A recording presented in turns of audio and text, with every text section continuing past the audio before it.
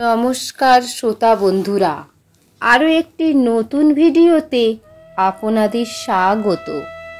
বন্ধুরা, আমাদের মধ্যে অনেকেই 11 বার বা 21 বার ঈশ্বরের নাম জপ করেন, অনেকে 108 বার হরি নাম জপ করেন, আবার কেউ কেউ কোনো মন্ত্র ছাড়া এমনি সারাদিন ঈশ্বরের কাছে নানা প্রার্থনা করেন, তার সঙ্গে কথা বলেন, তার মনের বিভিন্ন আর্জিগুলো ঈশ্বরকে জানান।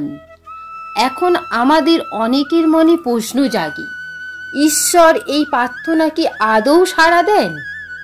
আমাদের এই প্রার্থনা, নাম জপ ঈশ্বর কি শুনতে পান? ঈশ্বর অবধি আদৌ কি সেটা পৌঁছায়? এবং ঠিক কিভাবে প্রার্থনা করলে ঈশ্বর আমাদের ডাকে সাড়া দেবেন, আমাদের দর্শন দেবেন বা আমাদের ইচ্ছাগুলোকে পূরণ করবেন? আজকের ভিডিওতে একটি কাহিনীর মাধ্যমে তা জেনে নেব। এক সময় একজন সাধু মাহাত্ম্য ছিলেন, ঈশ্বরের প্রতি যার ছিল অগাধ ভক্তি এবং তার পুরো জীবন তিনি ঈশ্বরের নামে উৎসর্গ করেছিলেন। নানা স্থানে তিনি ভাগবত গীতা পাঠ করতেন, কিন্তু কোনো অর্থ নিতেন না।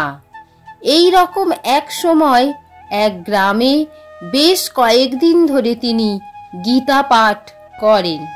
পাঠ শেষ হয়ে যাওয়ার পর তিনি যখন অন্য গ্রামে যাওয়ার উপক্রম করলেন, তখন তিনি গ্রামের সমস্ত অধিবাসীদের সেখানে ডাকলেন এবং তাদের বললেন, আজ আমি এখান থেকে অন্য গ্রামে যাচ্ছি।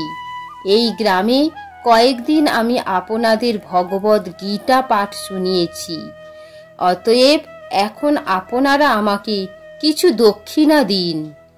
সকলে তখন অবাক হয়ে গেল। তারপর তারা ভাবতে লাগলো, সত্যিই তো এই সাধু মাহাত্ম্যকে কিছু দক্ষিণা দেওয়া উচিত। তখন তারা বললেন, গুরুদেব বলুন আপনি কি দক্ষিণা চান? সাধু মহাত্মা বললেন, আমি কোনো অর্থ চাই না, আমি চাই আপনারা প্রত্যেকে কোনো না কোনো সংকল্প নিন, নিজেদেরকে কথা দিন সেই সংকল্প আপনারা পূরণ করবেন। সবাই তখন বলল, কি সংকল্প করতে হবে বলুন?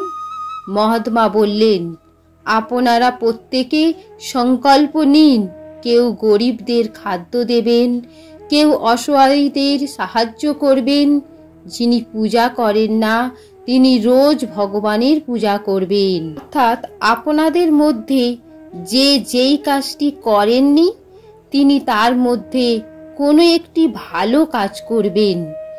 যারা কোনো না কোনো খারাপ কাজ করেন বা যাদের জীবনে কোনো খারাপ অভ্যাস আছে, তারা সংকল্প নিন সেই খারাপ কাজ বা অভ্যাসগুলি আজ থেকে ত্যাগ করবেন।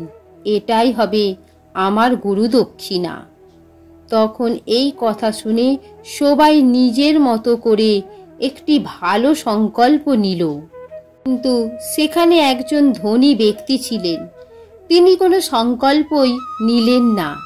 তখন সবাই মিলে তাকে বলল, আমরা সবাই তো কোনো না কোনো সংকল্প নিলাম, এবার আপনার পালা, আপনি কোনো সংকল্প গ্রহণ করুন।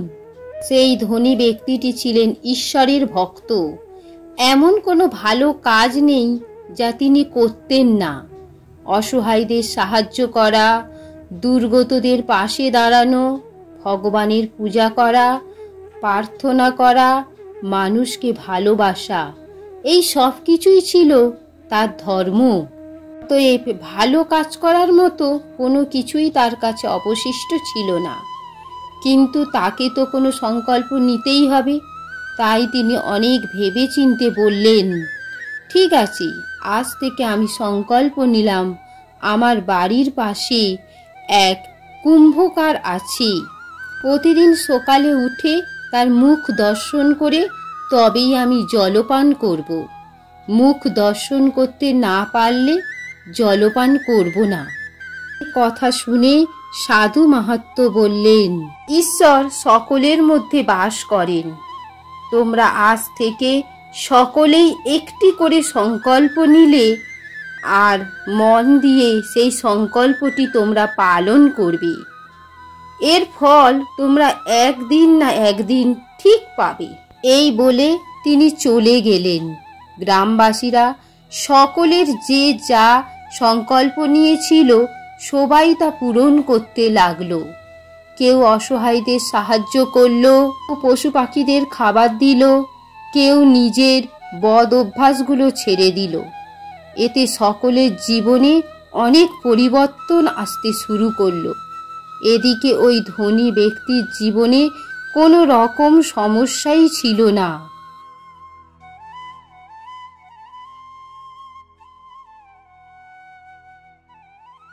তিনি সবসময় সকলকে সাহায্য করতেন, সকলকেই ভালোবাসতেন। এমনকি তার পরিবারের সুখ স্বাচ্ছন্দ্যের অভাব ছিল না। তার করার মতো কোনো ভালো কাজ অবশিষ্ট ছিল না, আর ছাড়ার মতো কোনো খারাপ অভ্যাস ছিল না। তাই তিনি রোজ সকালে ওই কুম্ভকারের মুখ দর্শন করে তবেই জলপান করতেন। এমন করে দেখতে দেখতে 12টা বছর কেটে গেল, কিন্তু এমন কোনো দিন গেল না যখন ওই ধনী ব্যক্তি ওই কুম্ভকারের মুখ দর্শন না করে জলপান করেছেন। তবে সেই কুম্ভকার কিন্তু এই সবের কোনো কিছুই জানতেন না। এইভাবেই 12 বছর পর একদিন এমন একটি দিন আসলো যখন সেই ধনী ব্যক্তি একটি কাজের জন্য গ্রামের বাইরে গেলেন, কিন্তু প্রাকৃতিক দুর্যোগের কারণে তিনি আর সেই রাতে নিজ গ্রামে ফিরে আসতে পারলেন না। পরের দিন সকালে তিনি সেখান থেকে রওনা দিলেন। বাড়ি ফিরতে ফিরতে বিকাল হয়ে আসলো, কিন্তু 12 বছর আগে যে সংকল্প নিয়েছিলেন তা তিনি ত্যাগ করলেন না।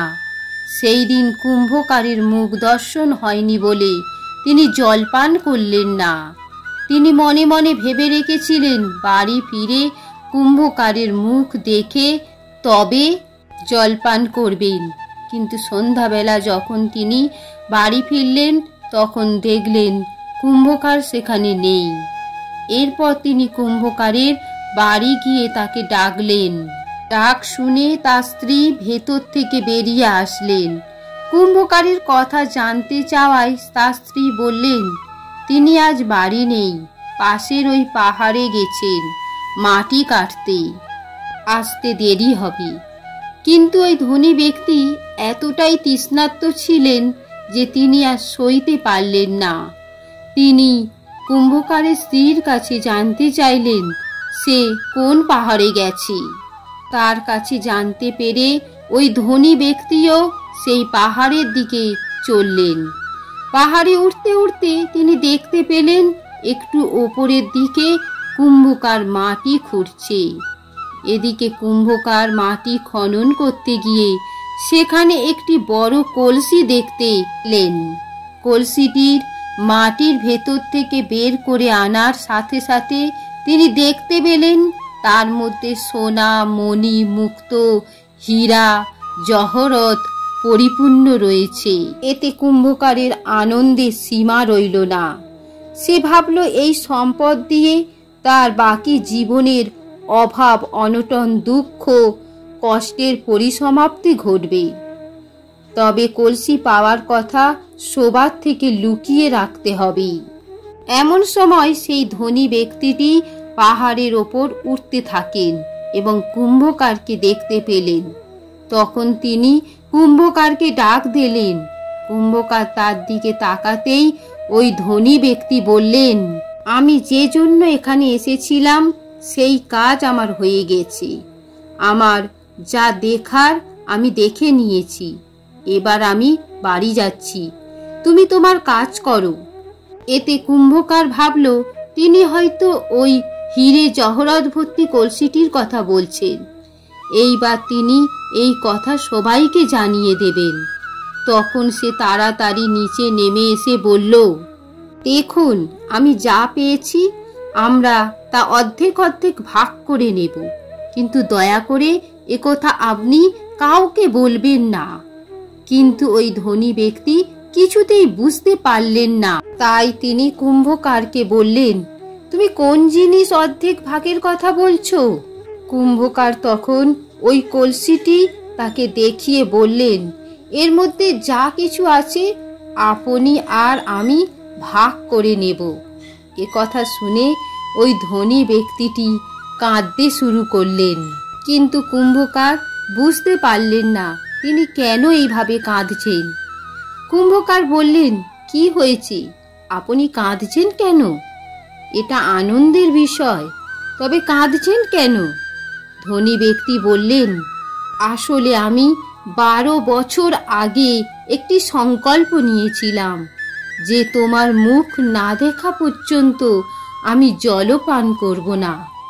এই 12 বছরে এক মনে তা পালন করেছি। এর বিনিময়ে রাধা মাধব আমাকে আজ এই সম্পদ দিয়েছেন, কিন্তু এই সম্পদ আমি চাই না। তার বদলে আমি যদি এই সংকল্প নিতাম যে আমি প্রথমে আমার ঈশ্বরের মুখ দেখব, তারপর জলপান করব, তাহলে আমি এই 12 বছরে ঈশ্বরের দর্শন পেতাম। আসলে বন্ধুরা, আমরা যখন মন দিয়ে নিষ্ঠার সাথে অনেক দিন ধরে কোনো কাজ করি, তখন কিন্তু তার ফল আমরা ঠিক পাই। এটা নির্ভর করবে আমাদের ইচ্ছার ওপর। আমরা কি অর্জন করতে চাই, আমরা কি করার সংকল্প নিই, আমাদের আকাঙ্ক্ষা কি তার ওপর। এমন অনেক সময় হয় মানুষ নিজ স্বার্থে কোনো ভালো কাজ করে, অর্থাৎ অনেক মানুষ আছেন পূর্ণ অর্জন করার জন্য যারা দান ধ্যান করেন। অনেকে কোনো কিছু পাওয়ার আশায় ঈশ্বরের নাম জপ করেন, কিন্তু দীর্ঘদিন ধরে একই কাজ করতে থাকলে এমন একটা সময় আসে যখন মানুষ স্বার্থপরতার বশে নিঃস্বার্থ হয়ে যায়। যখন মানুষ নিঃস্বার্থভাবে অভ্যাসবশত সেই কাজ করে, তখন সে তার ফল পায়। যেমন কেউ যদি সংকল্প নেয় বাড়িতে আসা ভিখারি ফেরাবে না, তখন একটা পর্যায়ে গিয়ে এটি তার সংকল্প নয়, চারিত্রিক বৈশিষ্ট্য হয়ে ওঠে, আর তখনই মানুষ তার ফল পায়। তাই জীবনে ভালো থাকতে চাইলে সকলের উচিত এমনই কোনো ভালো সংকল্প গ্রহণ করা। তো আজকের ভিডিওটি এই পর্যন্ত। সকলে ভালো থাকবেন। নমস্কার।